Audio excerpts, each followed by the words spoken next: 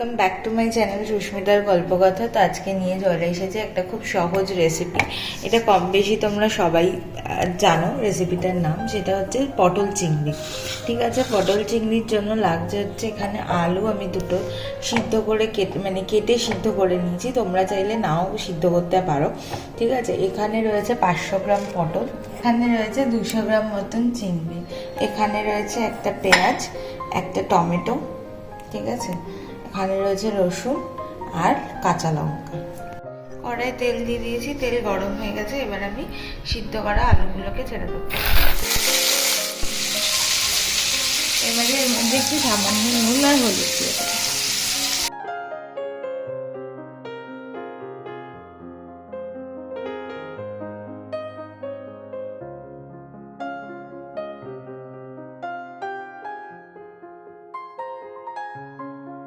আচ্ছা, আলুগুলোকে আমি একটু নুন হলুদ দিয়ে ভেজে নিচ্ছি। তোমরা চাইলে কিন্তু আলুগুলোকে সিদ্ধ নাও করতে পারো, প্রথমেই বললাম। যখন মশলা কষাবে তার সাথে দিলেও কিন্তু, আর যখন ঝোল দেবে তখন কিন্তু সিদ্ধ হয়ে যাবে।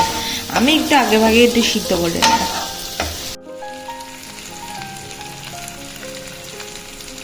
আলু ভাজা হয়ে গেছে, এবার আমি তুলে নিচ্ছি আলুগুলো।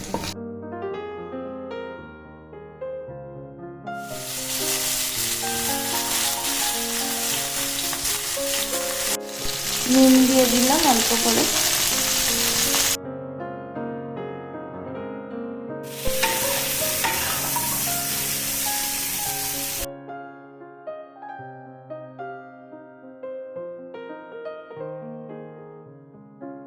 পটল ভাজা হয়ে গেছে, এবার আমি পটলগুলোকে তুলে নিচ্ছি। আচ্ছা, এবার চিংড়ি মাছগুলোকে একটু ভেজে নেব। সামান্য এটাকে একটু নুন দেবো। আমি এখানে মিডিয়াম চিংড়ি ইউজ করেছি। তোমরা চাইলে বাজার থেকে যে কুচো চিংড়ি হয় সেগুলোও তোমরা ইউজ করতে পারো। আর চিংড়িটা কিন্তু খুব বেশি ভাজবে না, ওই 5 সেকেন্ড থেকে 7 সেকেন্ড মতন ভাজবে, কারণ অত্যাধিক ভাজলে পরে কিন্তু রাবার রাবার হয়ে যাবে। যখন তোমরা এটাকে মেশাবে ঝোলের সাথে তখন কিন্তু এটা রাবার রাবার হয়ে যাবে। জাস্ট যেটা গন্ধ থাকে ওটা জাস্ট একটু চলে যাওয়ার মতন করে একটু ভেজে তুলে নেবে সাথে সাথে। কড়াই তেল দিয়ে দিচ্ছি। এবার আমি ফোড়নে দিয়ে দিলাম একটা শুকনো লঙ্কা আর একটা তেজপাতা। আচ্ছা, আমি কিন্তু তেল নিয়েছি, কারণ তোমরা দেখেইছিলে যে পটল ভাজার পর কড়াই তেল ছিল না, তাই জন্য পরে কিন্তু আমি ওই 4 থেকে 5 চামচ কিন্তু তেল দিয়েছি। আচ্ছা, এখন আমি দিয়ে দিচ্ছি হচ্ছে পেঁয়াজ বাটাটা, যেটা আমি পেস্ট করেছি। একটা পেঁয়াজ বাটা, সেটা দিয়ে দিচ্ছি।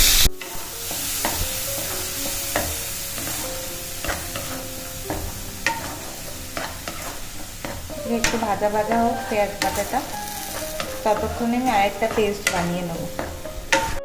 আচ্ছা, এখানে আমি বানাবো হচ্ছে রসুন,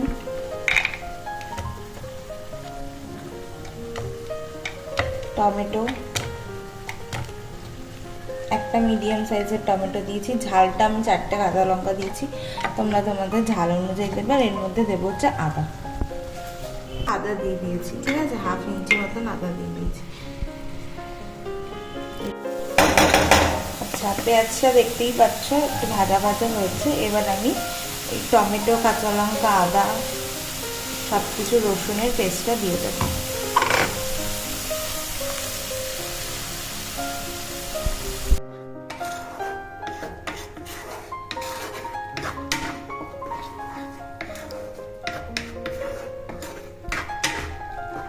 এবার আমি দিয়ে দেবো হচ্ছে নুন। ঠিক আছে, নুনটা তোমরা তোমাদের পরিমাণ মতন দেবে। হলুদ গুঁড়ো, কাশ্মীরি লঙ্কার গুঁড়ো 2 চামচ দিলাম, যাতে একটু কালার আসে। জিরে গুঁড়ো, ভালো করে কষাতে হবে যতক্ষণ না যে আদা রসুনের যে কাঁচা গন্ধটা থাকে সেটা যতক্ষণ না যাচ্ছে ততক্ষণ কিন্তু এটা কষাতে হবে। মশলা থেকে একটু তেল ছেড়ে আসছে। ঠিক আছে, এখন আমি পটলটা দিয়ে দেবো। পটল আর আলুটা মশলাটার সাথে যাতে কষে।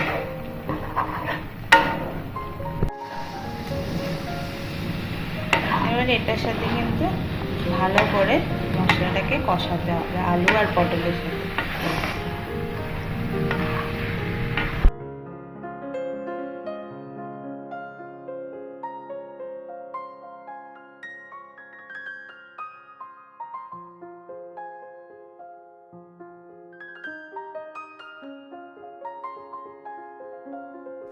আচ্ছা, জল দেওয়ার পরে 10 মিনিট মতন রেখেছিলাম। এরপরে আমি দেখো ঝোলটা একটু টেনে নিয়েছে। এবার আমি চিংড়ি মাছগুলো দিয়ে দেবো, যেগুলো ভেজে রেখেছিলাম ওগুলো দিয়ে দেবো।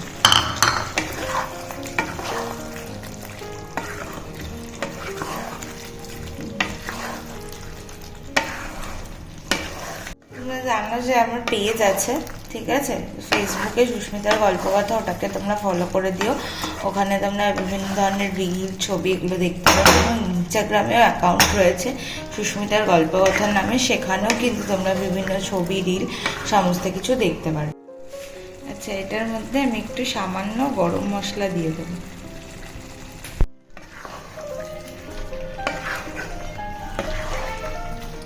এবার এর মধ্যে দিয়ে দেবো ঘি। আচ্ছা, আমি কিন্তু 1/2 চামচ মতন ঘি দিয়েছি, ঠিক আছে। আচ্ছা, রান্না কিন্তু অলমোস্ট রেডি, ঠিক আছে। এবার আমি এটাকে সার্ভ করব। পটল চিংড়িটা সার্ভ করলাম, তোমরা দেখতেই পাচ্ছ।